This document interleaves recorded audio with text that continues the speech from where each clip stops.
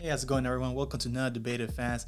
And in this video, we're going to talk about Matthew Stafford. Obviously, it sounds like they're in mutual agreements between the Lions organization and Matthew Stafford that it's time to part ways, have a little reset for Matthew Stafford. We're going to talk about possible trade locations and stay towards the end of the video because I'll give you my crazy prediction on where he might land. So giving a little quick feedback on Matthew Stafford, his contract situation, because obviously that's kind of a factor in his trading location, is that he still has a 2-year contract with roughly $43 million. So it's fairly cap friendly in these modern days of quarterback, especially like comparing it to the Mahomes and the Deshaun's. Obviously, I'm not saying that Matthew is worth the Deshaun and Patrick money, but it is very cap friendly compared to now these modern days. He's gonna be turning 33 in February, so could you put an argument that he is out of his prime? Maybe, but Tom Brady's playing to 45, and I think he's like 43 or 42. But that's Tom Brady. He's a different breed. We're not even going to mention that, but I mean, you can put an argument that he's still in his prime or he's slightly outside. But hey, a reset, that's all it takes for a QB to resurrect. I mean, we can look at Ryan Tannehill, perfect example. So let's take a look at possible locations for Matthew Stafford. Based on reports from Adam Schefter and all of the YouTube videos out there, it seems that the 49ers, the Colts, the Saints, and the Patriots are interested. Now, looking at every single of those teams, I want to scratch out the Patriots out immediately because not only did Matt Patricia was there for, I believe, from 2018 to obviously the 2020 season, Matt Patricia went back to New England Patriots. So could there be maybe a sour taste in Matt? Like, hey Matt, how's it going? Like, hey Matt, I don't think they might get along, but Bill Belichick's a different breed also. So he might look at Matthew Stafford with a high potential, high risk, high reward. Maybe he can convert Matthew to the next Tom Brady, not as far as GOAT status, but Bill Belichick was always known to be one type of QB. He's always known as Tom. Tom and Matt kind of share the same similarities. They're pocket passers, and the only knock on Matthew Stafford, if I kind of remember, is the injuries. But then again, he was always with the Detroit Lions, and I didn't follow the Lions that much in depth, but I can promise you they didn't have the best record. Since Matthew Stafford entering the league in 2009, he's only had 4 seasons with above 500 record. And the one time that Matthew Stafford, well, his best record that he had was 11-5, and I believe the 2014 season where they went into the wild card game, but they lost to the Cowboys. The time that Matthew Stafford had a solid run was when Jim Caldwell was the head coach from, I believe, from 2014 and 2017. His coach obviously got fired, but he left the record with a 36-28, above 500 over the course of 3 years. Now, did they accomplish anything? Obviously not. But can Matt still play? Is Matthew Stafford a decent quarterback where he can be elevated, or can he be an upgrade from a lot of other quarterbacks in the league? I'll take Matt over a lot of quarterbacks in the league right now, especially the little rookies.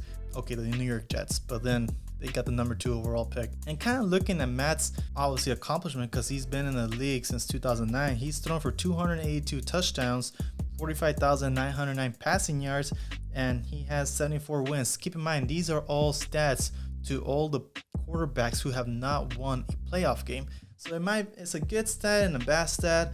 It's good because he's most in almost every single of those categories for the player who hasn't won. So it seems that Matthew Stafford can't put the stats, can't put the numbers. He just needs to be in the right system, like a lot of quarterbacks are.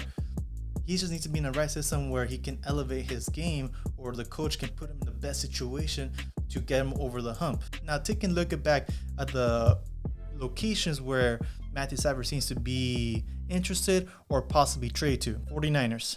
Now, with Kyle Shanahan, George Kittle, my favorite tight end, 2 seasons ago, I believe 49ers are going to be parting ways with Jimmy G. Obviously, it didn't work out. I can see Matthew Stafford reviving his career, especially right there. Looking at the Patriots, obviously we talk about the Patriots. The Colts. Now, the Colts seems a very interesting pick for me because obviously since Phillip Rivers retired, everyone seems that the Colts are the place to go. Not only because of their defense, their offensive line, their wide receivers, their running backs, their head coach. It seems like if you're a quarterback that wants to win, this is the spot. And it might not be the worst case scenario for the Lions to trade Matthew Stafford, because obviously Colts being in the AFC and the Lions being in the NFC, obviously Lions would be Matt will be on the other side of the division, other side of the conference, so the Lions might not see any issue with that. The Saints, Drew Brees most likely retiring. The Saints are loaded with weapons from everywhere you see, with the tight end, the wide receiver, the running back, the edge rushers, the corners, the head coach. Another solid NFC team, but the Lions, you're in a complete rebuild right now. The Broncos. This is very interesting. They obviously have weapons on the offensive side with Fawn, with Jared Judy, with Melvin Gordon. Now, they do have Drew Lock, and I've talked to several other Broncos fans, and it's 50-50. They're either sold on Drew Lock that, hey, he just needs more time to develop, or they're just like, no, we had it. And a couple times that when we were watching the games, because obviously the Raiders, my other partner in crime, he's a Raiders fan, so when the times the Raiders and the Broncos were playing, Drew Lock, he just wasn't very accurate down the field. And keep in mind, I mean, there was some shatters of hope that he was throwing the ball crazy outside. He was in play action, he was deadly accurate, but when it came down to the clutch moment, I didn't see it, and I'm not too sold on Drew Lock. Now, for my crazy pick, you ready? You Detroit Lions fans, are you ready? Chicago Bears. Now, I know for a fact that I just don't see how this trade could happen, especially in the same division. The Bears are looking for a quarterback, and obviously getting to the the NFC wild card against the Saints, it looks like they were there. And obviously jumping back and forth between Nick Foles and Trubisky, it seems like the only issue they really had was the QB. And I believe if the Bears can find their quarterback, I'm not saying they gotta find a Deshaun or a Patrick or Lamar or Josh Allen, but if they find a solid veteran who can just get him over the hump, I think it's there. It might sound crazy, it might sound completely crazy, but I don't think it's that crazy. The only crazy part is that they're in the same conference and they're in the same division. But then again, we've seen crazier stuff. Deshaun Watson wanting out of Texans, Aaron Rodgers saying that he doesn't know about his future. It's the NFL. Anything can happen. Thank you so much for watching, Debated Fans. Catch you in the next one. Peace.